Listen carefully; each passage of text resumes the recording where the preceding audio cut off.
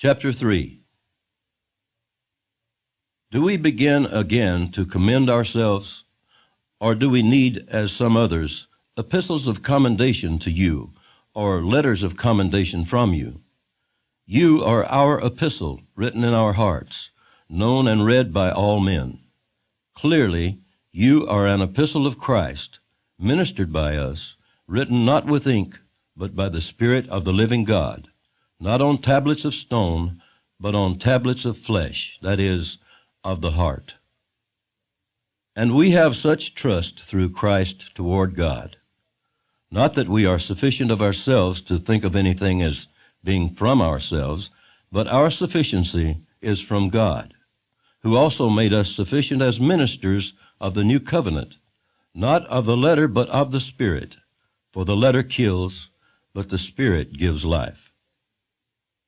But if the ministry of death, written and engraved on stones, was glorious, so that the children of Israel could not look steadily at the face of Moses because of the glory of his countenance, which glory was passing away, how will the ministry of the Spirit not be more glorious?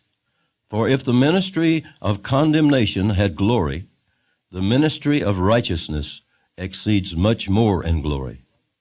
For even what was made glorious had no glory in this respect because of the glory that excels. For if what is passing away was glorious, what remains is much more glorious. Therefore, since we have such hope, we use great boldness of speech, unlike Moses, who put a veil over his face so that the children of Israel could not look steadily at the end of what was passing away.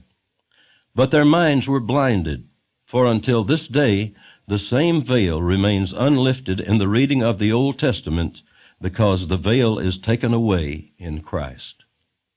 But even to this day, when Moses is read, a veil lies on their heart.